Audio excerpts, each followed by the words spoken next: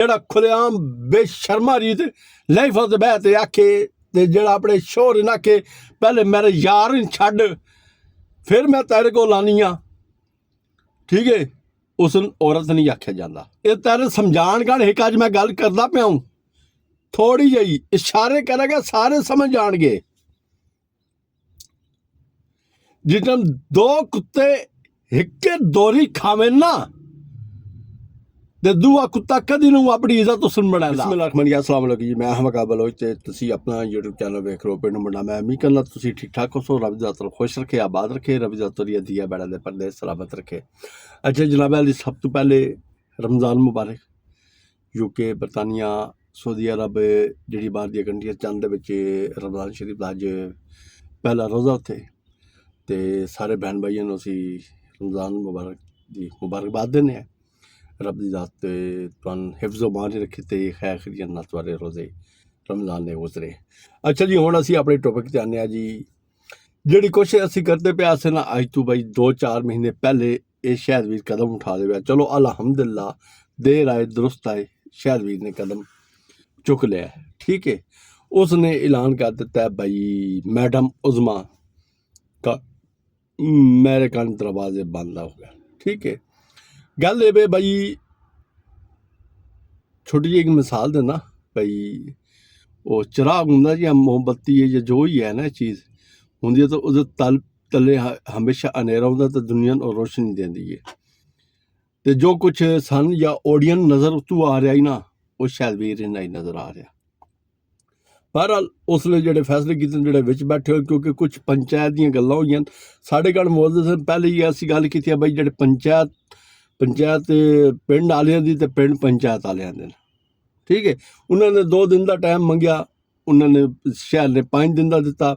ये सारिया गल्लां तुसीं वीडियो सुनिया ना। हाँ चौधरी असमान जिहड़ा ये अपना लंबरदार उसने साफ लफ्ज़ों में कह दिता बई तेरे नाल गेम है, तो कोई शायद वीर नूं समझ आ गई, ठीक है। मैडम उज़मा लई ये मुतालबा मैं अपने किसी दोस्त को सुनिया जी, बई उसका मुतालबा है बई मुनीरे नाल मेरी वजह तो बदनाम होया तो उस नहीं अगे क्लीयर करना चाहिए, ठीक है। तो फिर मैं अपना घर वापस आनी हाँ भाई, उहदे फिटे मूँह घर वापस आन ते जे हम शायद वीर ने ना नहीं लिया तो सन की जरूरत है ना किसी की लैन थी जाए की ये गल सानी अच्छे तरीके नाल पता, शायद उन्हें अच्छे तरीके नाल पता। पर मैं ना शायद उसने ना नहीं लिया ना तो असी भी नहीं ना लेंदे। हुण गल वे मैं एक पहले शायद भाई की गल सुनावांगा ना, उस तो बाद ना मैं थोड़ी जी गल नटोरांगा, ठीक है। उस तो बाद जहर बाई की वीडियो में जिस दिन आसिफ वीर ने कलमे वाल सौ चुकी आई, न्या चुकी आई, उस एक आसिफ ने गल की आई भाई उस जहर बाई नाल। भाई मुखबर जड़ा है ना वो है शहद का, मेरा तो है ही नहीं। लिहाजा बहरहाल वो अपनी हर वीडियो चाहते रहे जी मेरे मुखबर ने यह किया तो मेरे मुखबर ने यह किया, तो उसका भनोई तक इस काम के शामिल होया पर ना उसने दिती रखी।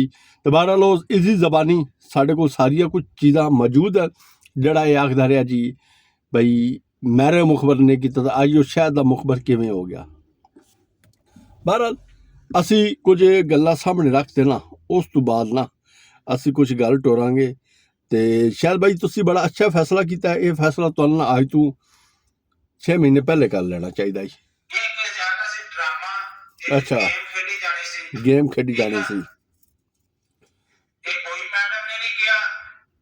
भाजी, तेरे नाल तो गेम खेडी जा रही है शुरू तो लैके हुण ताईं असीं तेरे नाल चीकदे ही पिया सी, तेरे नाल गेम खेडी जा रही है।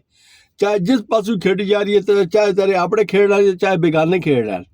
हुण इस चीज़ में पंचायत विच नहीं, मैं पंचायत ते उंगली नहीं उठा रहा, जो कुछ असीं वेख्या असीं उसदे मुताबिक गल करांगे, ठीक है। पंचायत दे विच बाजवे साहब ने ऐलानिया किया भाई ना इतना मुनीरे का कसूर है, ना उज़मा का कसूर है, तो ना इस शहद का कसूर है, ठीक है जी। देखो जी पंचायत के ना बाजवे साहब तुसीं साडे बजुर्ग हो, वड्डे हो, ठीक है ना। गल थोड़ी जी नाप तोल तो करीदा।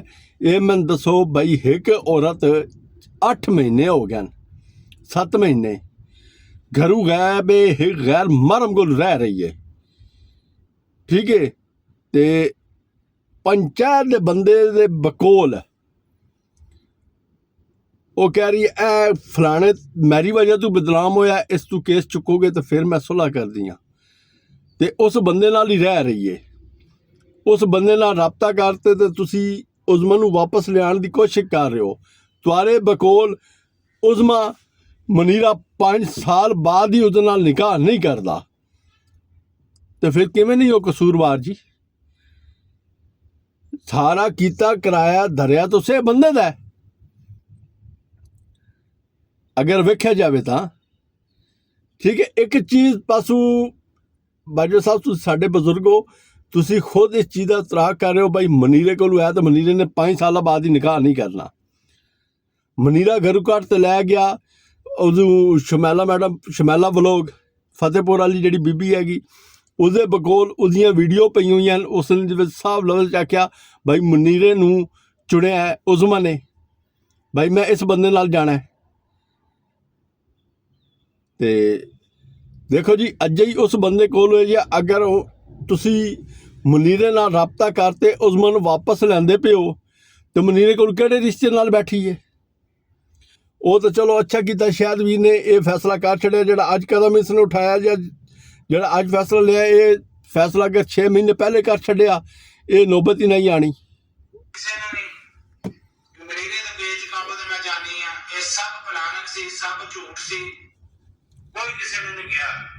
अच्छा जी हुण देखो जी असीं तो परदेस से बैठे, असीं जो कुछ वेखना है तुहारी वीडियो विच या तुसीं ओ पंचायत की वीडियो अपलोड की है जैद खान ने या टीपू बाई ने विच कीतियां वीडियो अपलोड, ठीक है।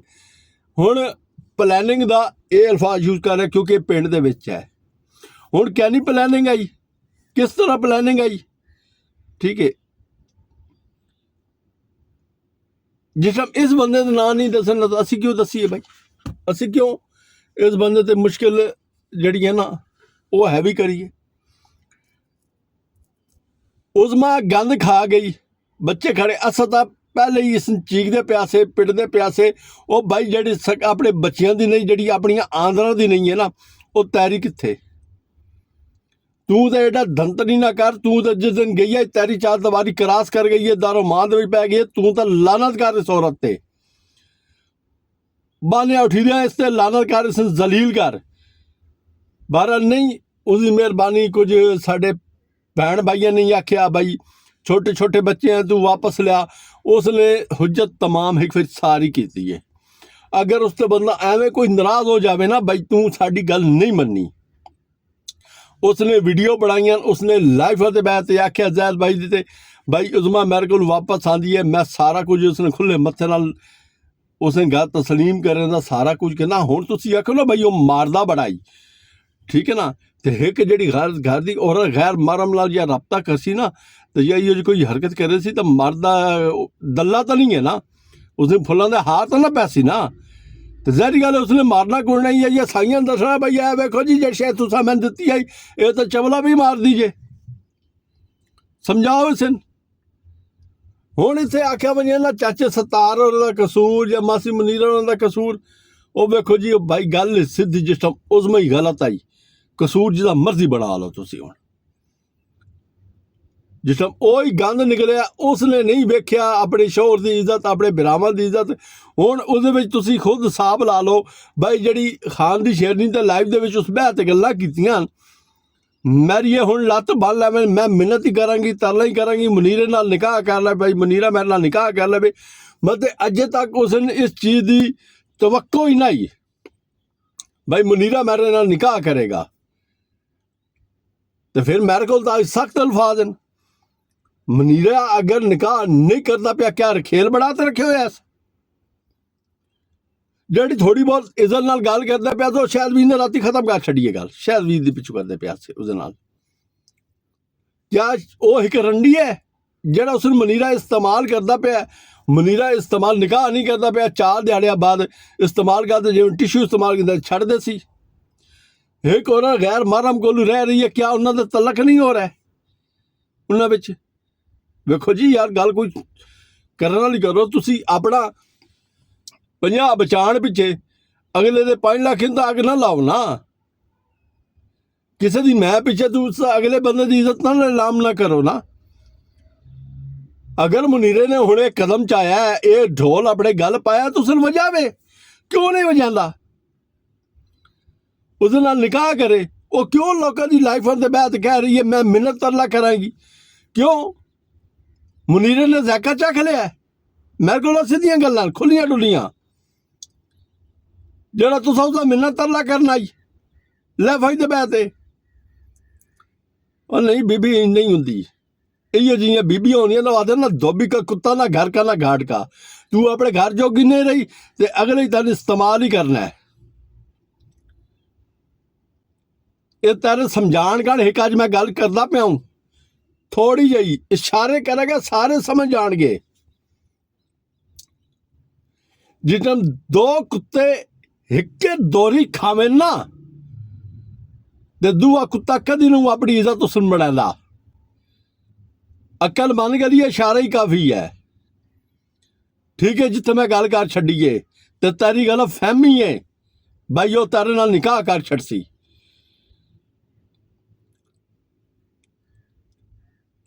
ਸਿਰ ਖਾਲੀ ਇਸ਼ਾਰਾ ਕੀਤਾ ਹੈ।